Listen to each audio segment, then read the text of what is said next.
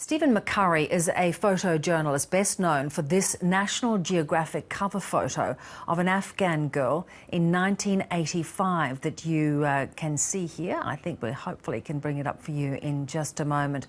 But it was a remarkable, iconic image that really captured the human stories behind the war in Afghanistan. Now, for this new project, he travelled to 4 different countries to photograph domestic workers and hear their stories. And he joins us now from New York. Stephen, thank you so much for joining us tonight. These stories that you've documented are through these photographs, are absolutely heartbreaking.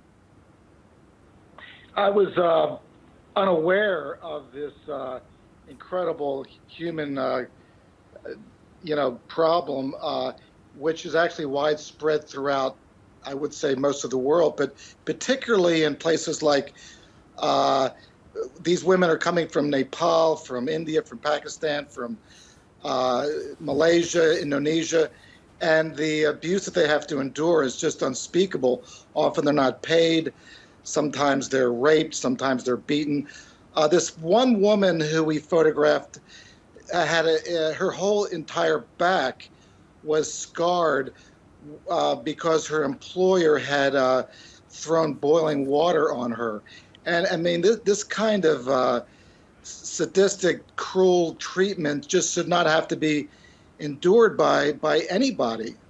And you're right. I mean, when you look at the various stories behind these photographs you've taken, you've talked about the physical abuse, burnt hands, having dirty nappies smeared on their faces, sexual abuse. It does make you almost lose faith in people's sense of right and wrong. That's exactly right.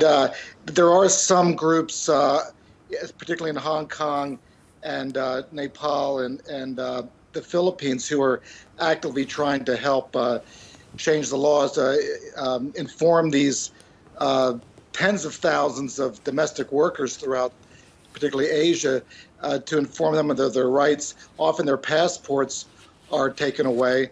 And if there is a problem, they're not getting help from their embassies in many cases. So these volunteer groups are trying desperately to try and help these women so that they can go to these places. These women are simply trying to make a little bit of money for themselves and their family.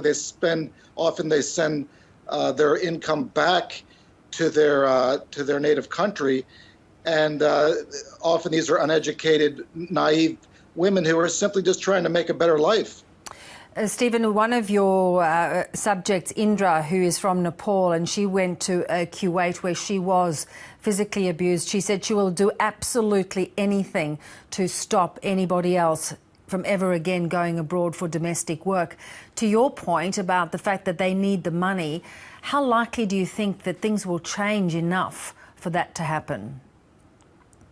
Well, I think if governments in particular can take this problem seriously, and actually before these women leave at the airport, they're given their rights, they're explained their rights, and that they're put in touch and explained that if something goes wrong, there's a phone number to call, there's a place to go to seek help and assistance. This woman you mentioned, is often the exception, because many of these women are afraid to report the problem, and they're worried of their families, the recrimination, and that they'll be ostracized and outcast if word gets back that they've been raped, or they haven't they've lost the money or haven't received the money. So in many cases these problems are kept quiet because these women are uninformed and they're just scared. How did you capture these images? I'm just looking at some of them now. They really go to the heart of the sadness within many of these women. These volunteer organizations in every one of the countries we worked in help facilitate our connection with these women. We were always accompanied by one of these volunteers, one of these help groups, and it was explained to the women why we were there and how this could benefit their other women in their position. So there were some cases where the women didn't want their faces shown, and we respected that. But we just simply wanted that story to get out there. And, in a place like Hong Kong, there's, I don't know, thousands, I don't know if it's tens of thousands of domestic workers who, I remember seeing them 30 years ago in Hong Kong. Every Sunday they would congregate. And if the word can get out to some of them, then the word can spread, and hopefully these kind of problems can be alleviated. Well, we thank you for giving them a voice. They are very moving photographs, as always, that your work covers. Thanks for joining us, Stephen. Thank you.